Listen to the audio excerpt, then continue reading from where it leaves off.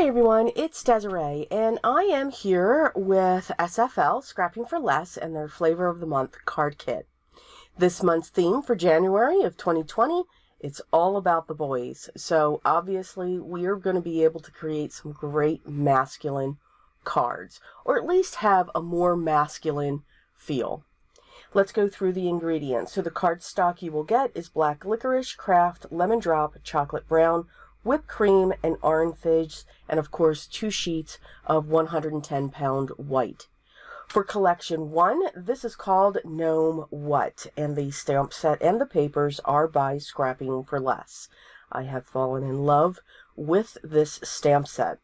There's also some enamel dots by Gina Marie Designs and a piece of natural twine. For collection 2, this is called Buffaloed. The paper, and again, the stamp set, are by Scrapping for Less. The paper, of course, is called Buffaloed, and the stamp set is called Roam Free. Their cardstock is double-sided, so that you do have choices that you can make. Also, that comes with this is a white cardstock flag by Desiree and 3 stickers by Desiree when it comes to the trees. For collection 3, the title of this one or theme is Birthday King. Again, the stamp set and also the papers are by SFL once again. There's also some enamel dots and some gold glitter paper by Desiree as well. For collection 4, this themed is Tool Time. So the paper is by SFL and the stamp set is by Sunny Studio Stamps exclusively for SFL. We also once again get some enamel dots, and we also get some cork stickers by Kaiser Craft. Now again, everything that I just went through is if you subscribe to the Double Dip Sunday ingredient or level, the Double Dip Sunday. If you are on the Banana Split, you will get a cube of Distress ink, you will get the Masculine Crown stencil by Scrapping for Less, and you will also get that gnome die that fits and correlates with the stamp set from collection 1. But you have to have the Banana Split level to get that die for the first collection. Know that yes, some of these items can be different than what I'm showing, and they are subject to change. So for our first card, once again, I took care of all of the coloring and the stamping and the fussy cutting if any of that was done prior to the start of the video. So I stamped my image down onto a piece of cardstock, but then I also stamped it again onto another and did my coloring on that. Kind of was looking to change my mind. I kind of wanted these, the gnomes to come up off the page, so I'm okay just to put my piece right over it. I love these gnomes. I love the look of them. They're just different. So the 3 in the back are done in black and white, and with the sentiment, "You are awesome," I have my guy in the front with the awesome smile standing out with color. I've layered my cardstocks. I'm going to trim the side, and then I'm going to place this onto my standard A2 size card base, which is 4 1/4 by 5 1/2, and these will either be side folding for landscape or top folding for portrait cards. I'm using my tape runner, and you will see I will switch over to my liquid adhesive because tape runners and I just do not get along. They don't work. I can't get them to work. I've tried everything. The only tape runner that I can always get working is my good old trusty ATG. Yes, it's gonna come back. So that was our first card. For our second card, these stickers very much intrigued me. So again, all they are trees. But you can do a lot when it comes to that. Again, we're going for a masculine feel type card. A lot of us, we will say, you know, we need to make masculine cards. Okay. It's difficult to define that, especially for me, because I believe a card is a card. Now, you'll know the person that you're giving it to, and usually you kind of go by that when we give a card. I mean, I get it. A lot of times, you know, maybe they don't want all the glitter, and no, they wouldn't want a fairy riding on a unicorn, but you never know. So these are just going, what I like to look at masculine is they're going to have that theme when it comes to that. And I also do believe that vintage is a wonderful masculine theme, and it's a theme that's very universal. So kind of pulled that in. So I've got the one background. I tore off the top corner to give it that rough edge. I'm going to tear both sides of this red, the solid red. One's going to be a little more smoother than the other. And then I'm going to put a black strip going along that. I used 3 of the trees, and I'm going to go around that panel with Distress ink. Again, just to give it some shading and some dimension. Same thing with the red. I'm going to cut this strip in half. I don't want it too wide. I just want the image of that black strip. And I'm also going to leave this card without a sentiment, because then, again, I've got a card available where I can make it any sentiment. Thinking of you, happy birthday, you know, something of that nature. Here comes the liquid adhesive, because that always works. And I will use my double-sided foam squares to prop this center panel up.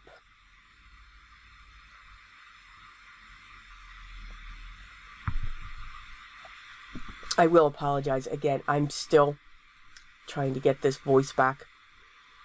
So you might hear me drinking on something to help. I'm going to prop also the banner going across with some foam squares as well, but I am going to have it overhang off of that panel with the trees. It kind of just helps to ground them. I'm going to trim off each side, and then I will prop this up onto my standard A2 size card base once again. This one will be a portrait, so it'll be a top folding card.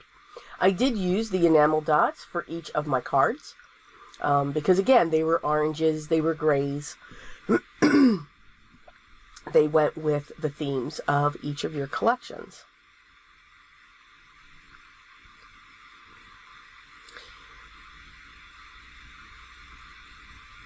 And that is that card. I think that one's my favorite. Yes. So for this one, I wanted to use that big sentiment, Birthday King. So I'm taking a piece of white cardstock, and I'm using one of my makeup brushes to just go around the edge and bring it in just a little bit more to dull down that white. But I did want a hint of that white there. So I just wanted the vintage photo to be heavy around the edge. I'm then going to take that panel, and I'm going to put it in my stamp positioner, because I'm going to stamp the sentiment right there. So it's by me putting the ink, or at least my thought process, at least me putting the ink around the edges, kind of helps to frame that. Now, this sentiment is great because you can use just a solid color. You can use a solid color to emboss. You can also, it's a nice size to do variegated. So you could have a dark color at the bottom and then get lighter at the top, or vice versa. So that sentiment would work beautifully for that. I did tilt the sentiment just a little bit for that square. And then I've already pre-cut my other squares. So I cut a 2-inch square from the craft, the brown, and the orange. And I'm going to use my foam squares to prop those up. And they're not going to be even. They're going to be even on the sides, so that I have that frame that goes around the outer part. But when it comes to next to each other, no, they are going to overlap just a little bit. And then finally, the sentiment square is going to be on top of those.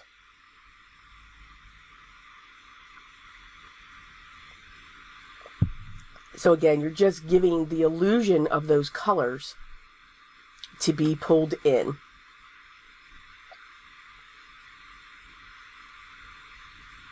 And then you can see how that one's just going to kind of offset everything.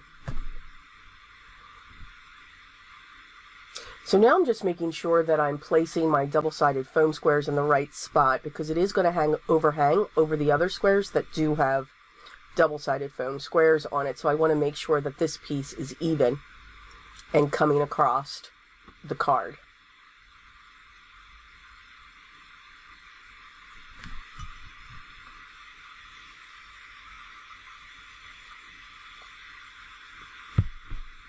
Again, my liquid adhesive to adhere it right to the front. So all of my design panels are, for these cards, 4 1/4 by 5 1/2. So you can use any card base, any color that you would want.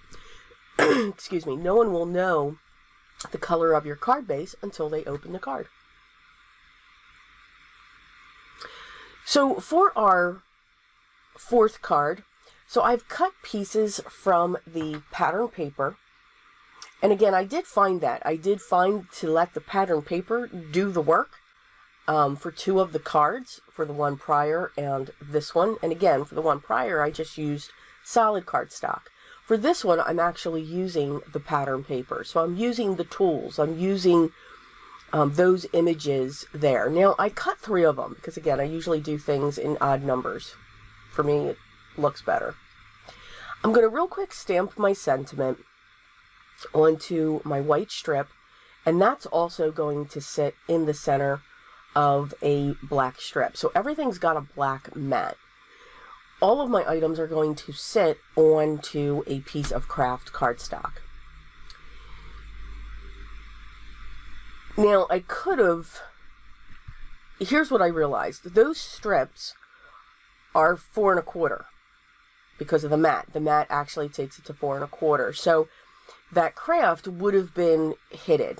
Now, and that's fine. I mean, I could have had the craft come through and then have those 3 panels spaced going across. So this was going to be a landscape card anyway. Just didn't look right for some reason.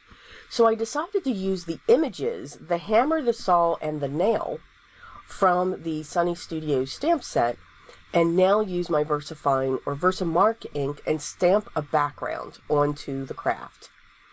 Once I know that that is stamped and I've, for the most part, evenly filled out my areas, I'm trying to make sure that I'm not crossing over. There was one that I didn't even realize got really close, so I was lucky on that one, but that's good. And just filling in the small areas around the side. I'm then going to use my clear embossing powder to heat set this. And what the Versamark ink is going to do, and once it's heat set, you're actually going to see those images. The images will be darker than what your cardstock is. So it's like a tone on tone. So I'm still playing with these 3 strips, deciding can't go with 3. I'm going to cover up everything that I've got going on there.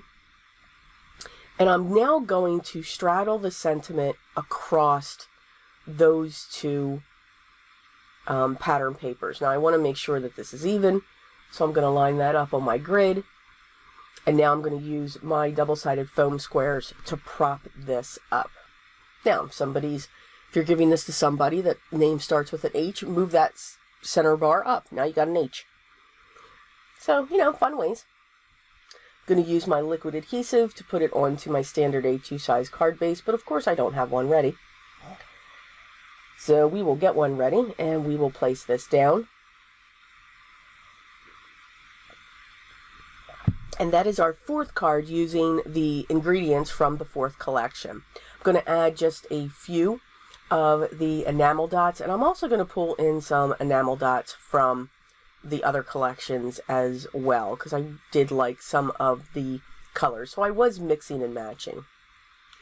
So for the final, I wanted to use that stencil. I thought it was very interesting. Now, also what I like to do is, for those of you that have seen my videos before, you know I am a fan of the vintage photo. I am also a fan of the vintage photo when it's mixed with another color.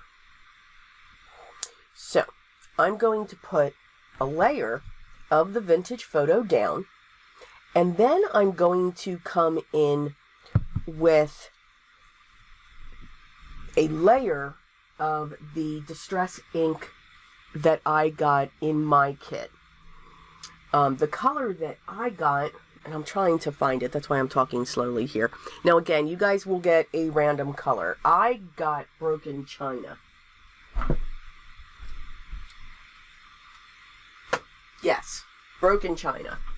So the beauty of that is it becomes, Broken China is a beautiful blue on its own, but mixing it with Vintage Photo gives you this awesome greenish tint color. It's like a very deep teal. So I put that towards the bottom. So I created a different type of variegated colors going up. I'm going to set that on my panel. I'm going to go back to the Birthday King Sentiment stamp set, and I'm going to add the sentiment from that. It says King for a Day. And just put that in an area where there was the most white. I could have moved it up just a little bit, but I'm fine right where that is. Now you could emboss that with gold if you wanted to, and anything that you would want to do. So I do hope you enjoy the creations. I know, again, I didn't make the blog hop, and that was my fault again. Just very interesting for the past couple of months, or ever since after Christmas. But I did want to make sure that I gave you some inspiration for your SFL Flavor of the Month kit for January 2020. So I do hope I gave you some ideas, hope I gave you some tips and tricks along the way. All the links to SFL for their blog, their shop, their inspiration to make sure that you get your kit and subscription will all be linked down below. If you have any questions or comments, please leave those down below as well, and I'll get back to you as soon as I can. I am playing catch up. I want to thank you so much for taking the time to watch the video. If you haven't already, I'd love for you to subscribe. Make sure you ring the bell, hit the thumbs up. And for those of you that have already subscribed, thank you. I truly, truly am grateful that you are here and you continue to find inspiration or some ideas for your next cards. I hope everyone is enjoying their day, but remember what is most important for me that you do every single day. Always. Be creative.